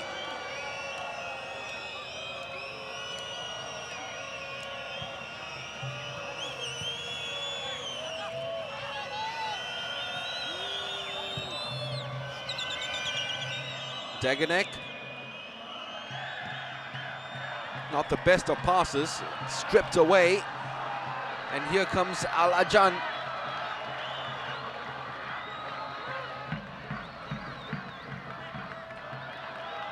Firas, still Firas. Oh, it's a brilliant strike, and it came off the upright. Goalkeeper will be credited with the save, but it's so unlucky. Omar Al-Soma, everyone on the ground thought it had gone in. Everyone stood up, especially the Syrian supporters, jumping with glee. But somehow it came off goalkeeper upright and back into the arms of the goalkeeper.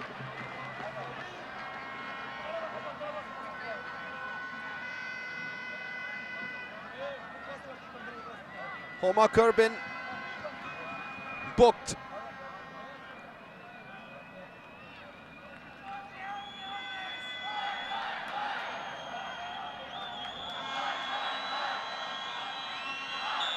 Certainly looked as if he won the ball. That's the reason why he was not too happy with the referee's decision. Oh, what an opportunity that was. Firas Al-Khatib showing us why the country's recalled him. Already 2 runs behind the Australian defense and 2 runs made out of his own enterprise, and this one was just drilled right back across. Did it cross the line in the first place? There you see the hands going up right in front of the cameras. Everyone on the ground thought that had gone in from Al-Soma. And goalkeeper, fantastic reactions, you have to say, from Ryan in the first place. But then he needed luck. And luck was certainly on his side. Cross yet again looking for Al Soma, who's suddenly coming alive. At other moments, at the same time, ruining his ill luck and ill fortune.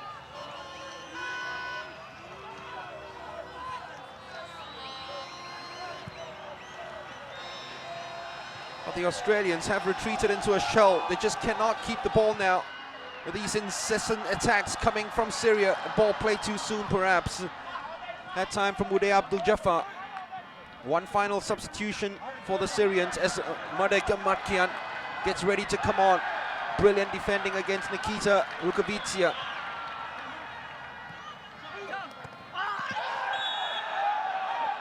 Lecky will be the next to be in the referee's books. He hasn't sent off anyone in his previous 10 World Cup qualifying games. Ali Reza Fagani. This match is certainly tipping over into a first ever for the official.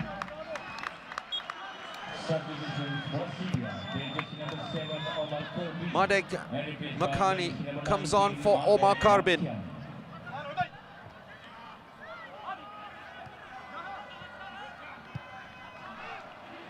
Interesting figure, of course, Madek Makian. His father actually played in the UAE campaign for the 1986 World Cup qualifiers, where he went all the way into the playoffs the last time they made it this far. Firas trying to reverse it over the top. It was going to always be a hard sprint in order to keep it in play for the substitutes. Mardek scored 3 goals for his country, 2 of them coming in the space of 5 days in June, all of them in friendly matches. He's never scored for Syria, though, in a competitive game. Now will be a perfect time to break his duck as we move into the final 9 minutes of this match.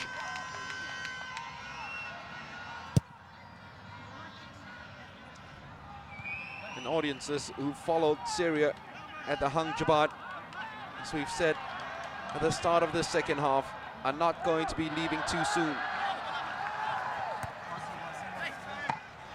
They know it. 3 goals in additional time in the last 3 home matches.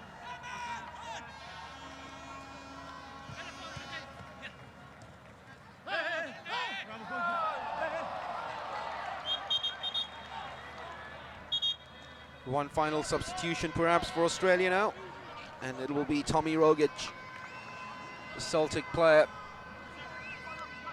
getting ready to come on.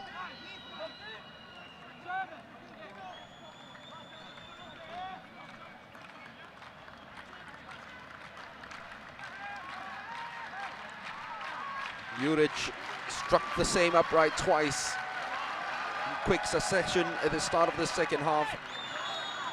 Can't add on to the 3 that he scored in his last 3 World Cup qualifiers. He makes way. Tom for Tom. Not so much like for like. Rogic will play slightly behind. Look at Sevilla.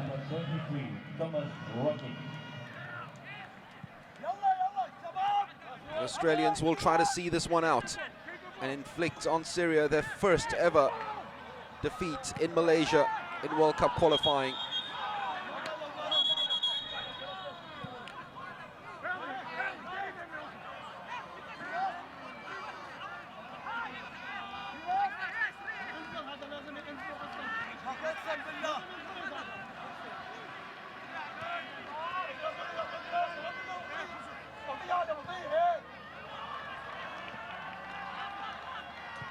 Firas El-Khatib, who certainly has made a difference since his entrance, trying to instigate and start off the next wave of Syrian attacks.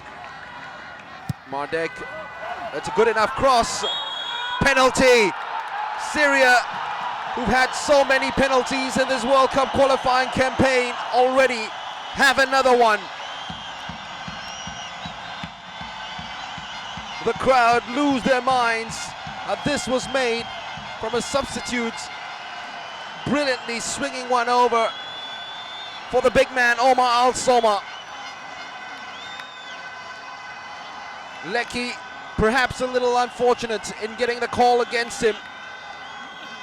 The referee had a clear view of that and without hesitation pointed straight to the spot.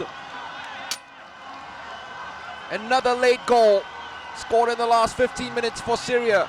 Or is this going to be late heroics from Matthew Ryan?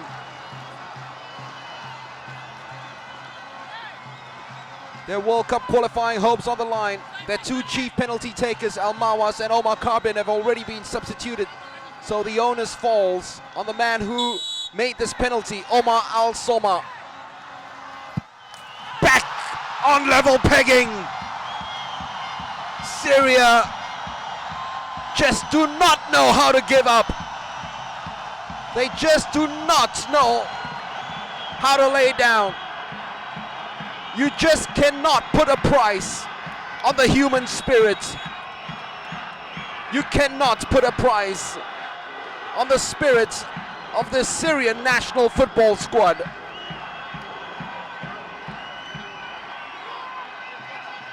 Right back in it. 1-1 on the night.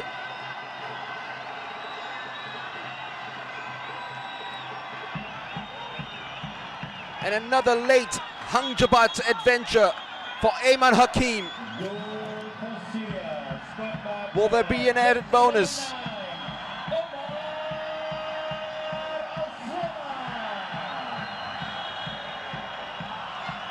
Al-Soma kept his nerve. Lecky, who gave away the penalty, couldn't keep his as he puts the ball out of play. Here's Firas.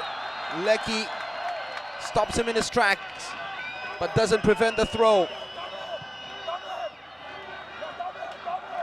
What a comeback this has been by Syria once again.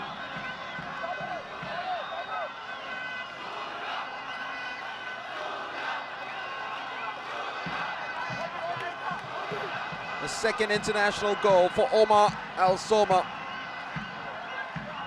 And it's come in consecutive World Cup qualifiers. That might be a red card. Oh well, he wasn't one of those who was in the referee's books in the first half, so Hadi Al-Masri got away with it for that lunge on Massimo Luongo, the MVP of the 2015 Asian Cup.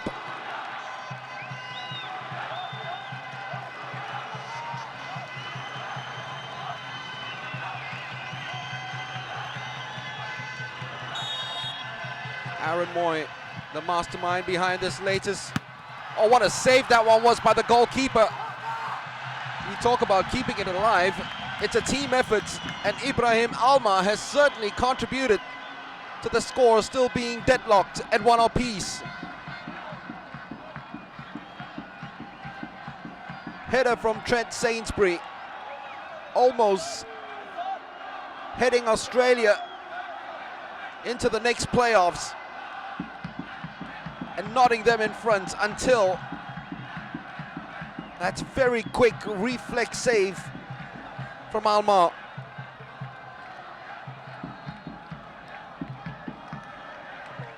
Well, he made a spectacular sprawling save in the first half from Mark Milligan.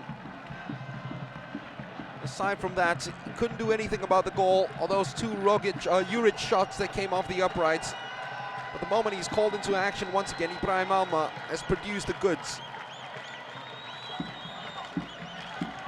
The Australian fans can't believe it. At least some of them can't. But if you've watched Syria long enough throughout this World Cup campaign, this is very believable. This is very much in line with what they have produced and shown the world during this campaign.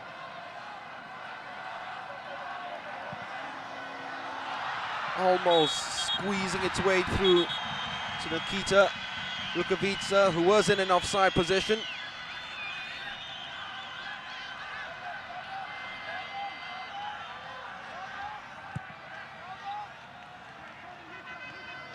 ever so slightly. He really had to watch because he was on the shoulder of the last man, Omar Al Soma, whose late goal, remember, against Iran brought Syria to the stage, and whose late heroics have given them a lifeline to take back to Sydney 5 days from now.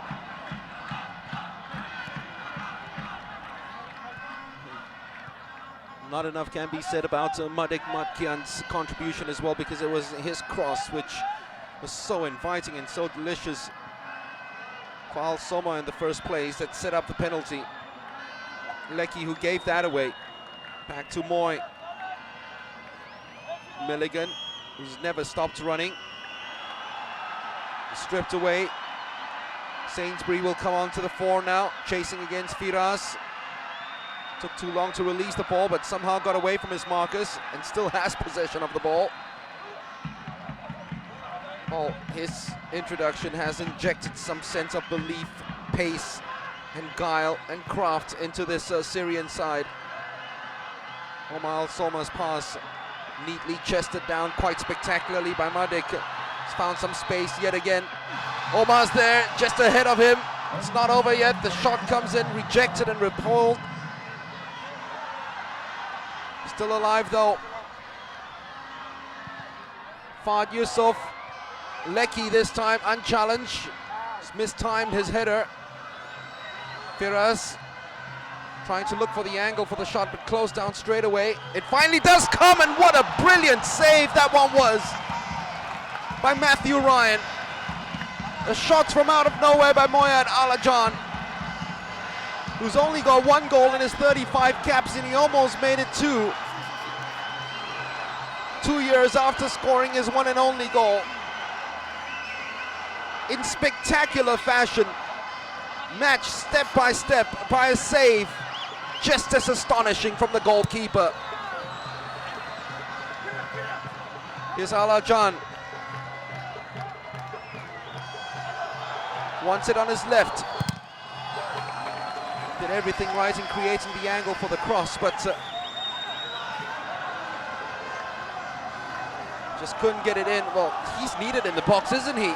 Omar Al Soma, what's he doing here, taking the throw? I mean, he's the biggest player in the Syrian squad. I know he might have a hefty throw on him, but you need him inside there. Fahd Yusuf offside. One of the easier decisions for the assistant referee to make. Madek Matkian caught offside, coming back at least from an offside position. There we go, just a little slow. And you know what, I think he's just a little unlucky. Milligan did not push up in time. I think he was level with the defender, Mark Milligan.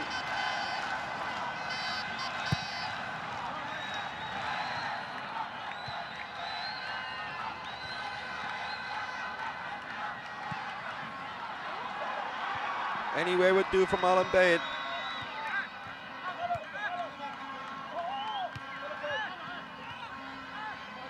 Lecky. That was very careless from Rogic. Very careless. That was pretty. From Madek. Well, the 2 substitutes, Madek and Firas, have certainly made a huge impact in this game. Firas wants the ball now. Here he is, weaving, dancing. Rogic can't keep pace with him. It was unnecessary, taking that shot on from that distance. And he had the opportunity to keep it alive and put it on the outside to Fahd Yusuf. Fahd Yusuf does get the ball back momentarily before Luongo stepped in. Anywhere would do. And Massimo Luongo. Far and away from the danger zone.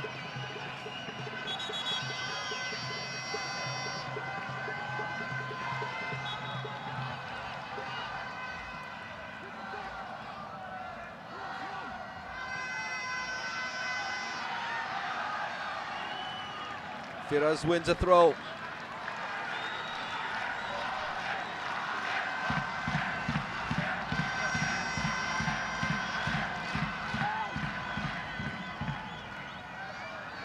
Mardik. Back to Firas. Omar in the box, waiting for a delivery, which never came. And he apologizes straight away.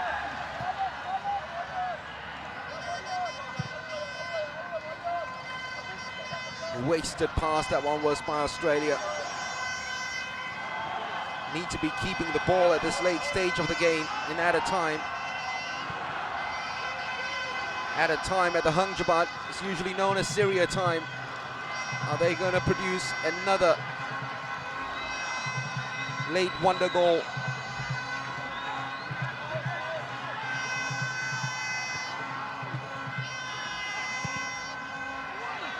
Offside. Omar Al-Soma. Well, he might be the real hero, putting them this far and then getting the equalizer from the penalty spot in this game, but too often tonight he has been caught offside. It's really deflating any hope of a Syrian attack being launched behind this Australian defense.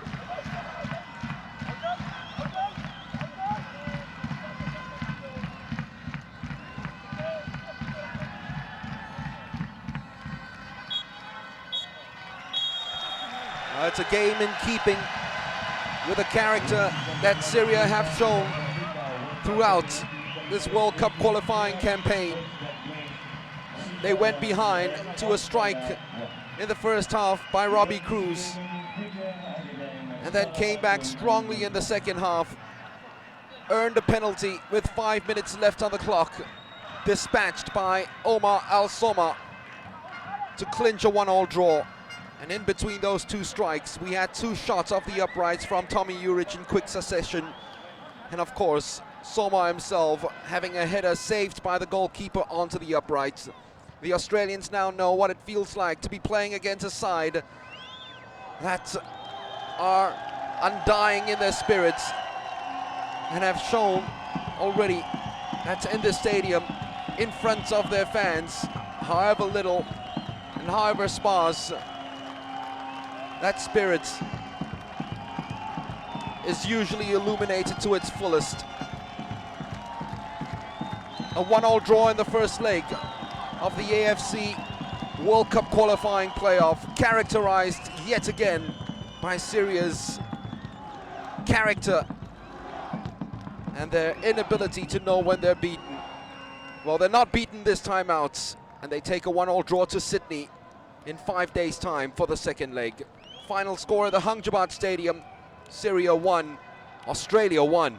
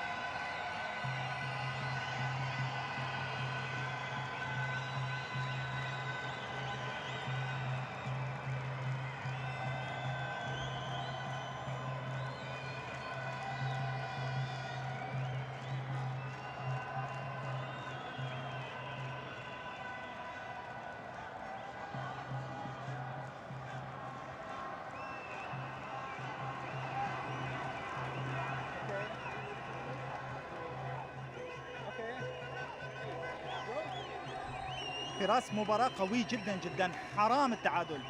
بسم الله الرحمن الرحيم، الحمد لله على كل حال. الحمد لله ان حصلنا التعادل بعد ما كانت المباراة راح تهرب من ايدينا، مع انه كنا افضل بكل مجريات المباراة. يمكن احترمنا المنتخب الاسترالي زيادة عن اللزوم، المنتخب الاسترالي مو اقوى من المنتخب الايراني ولا اقوى من اي منتخب كان بالمجموعة. احترامنا الزايد لهم يمكن خلى يحصلوا فرص وخلاهم يسجلوا هدف، لكن الحمد لله رب العالمين هذا الشوط الاول انتهى بسلبياته بايجابياته. ان شاء الله المباراه الجاي نقدم فيها افضل ما عندنا ويكون مستوانا افضل. اليوم اتوقع كمستوى كان ادائنا مقبول، افضل من المستوى في المباريات الاخيره، لكن بتنقصنا النتيجه. كان اليوم الحمد لله ان رجعنا للمباراه. ناطرتنا مباراه صعبه جدا جدا بما انه بارضهم وبين جماهيرهم، لكن ان شاء الله يكون يعني نفسيا ومعنويا نحن نكون افضل في المباراه. راح يكون عندنا نقص كثير لاعبين، اتوقع يمكن لاعبين او 3 بالاضافه للنقص الموجود، لكن ان شاء الله البركه بالشباب. مين هني؟ اتوقع الشباب اللي تحصلوا على انذارات، خالد مبيض، عمر خريبين، نقص مهم بالفريق، لكن ان شاء الله الشباب قدها وقدود ان شاء الله، وباذن الله بيقدموا افضل ما عندهم بالمباراه القادمه ان شاء الله. شكرا جزيلا. عمر جاست 2 سكند. اوكي. One shot just on him.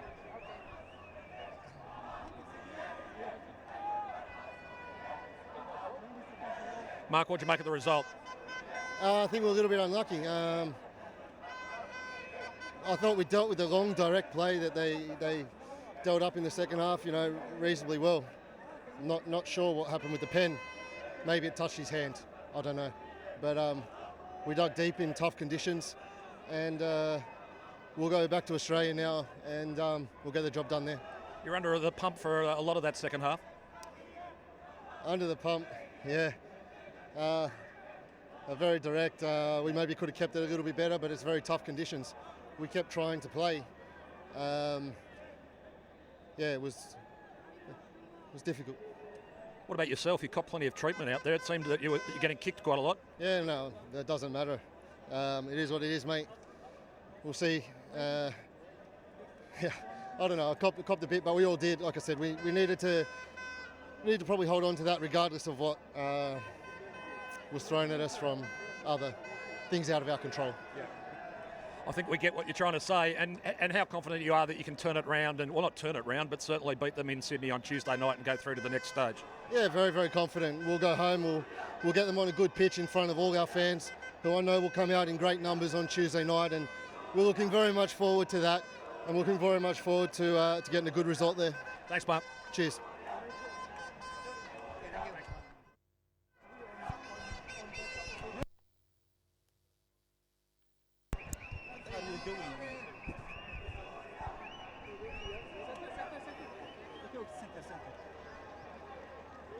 عمر، المباراة كانت قوية، الشوط الثاني بالذات يعني سيطرتوا على المباراة بالكامل، لكن لم تستطيعوا الوصول للهدف. برأيك كيف كان؟ بسم الله الرحمن الرحيم. أول شيء الحمد لله على النتيجة. أحب أشكر الجماهير يعني اللي ساندتنا، اللي أجوا من كل مكان، يعني والله حسينا حنا كأننا بسوريا. الحمد لله على كل شيء. يعني الشوط الأول يمكن ما كنا بالمستوى المطلوب، الشوط الثاني تقدر تقول يعني استلمنا المباراة لآخر دقيقة، يعني وصلنا وحاولنا كثير لكن ما توفقنا، يعني في كرات على الباب الجول وما دخلت. بأستراليا شو بتساوي؟ والله شوف، يعني ما في شك المباراة حتكون صعبة باستراليا بين جماهيرهم وأرضهم، لكن ما في شيء مستحيل بكرة القدم. بإذن الله فريقنا جاهز، ما في شيء. بكرة مسافرين نحن إن شاء الله، وراح نستعد للمباراة بشكل ممتاز إن شاء الله. بالتوفيق عمر، الله يعطيك العافية حبيبي. إذن عودة إليك أيمن. فينيش.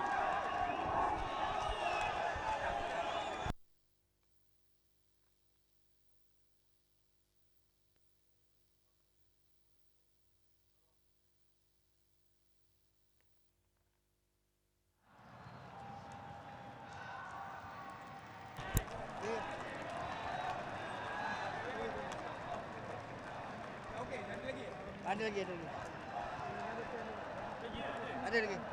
Yang ni pula.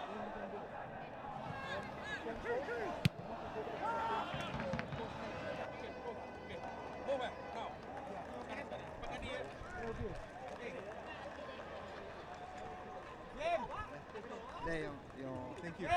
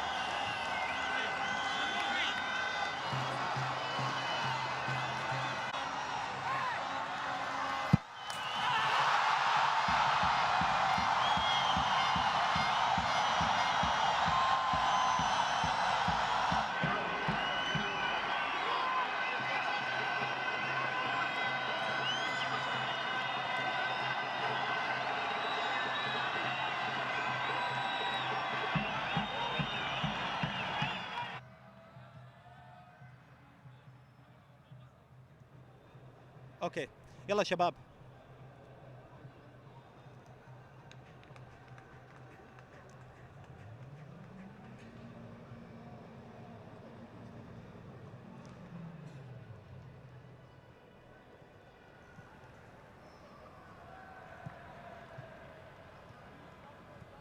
ايوه سامعه.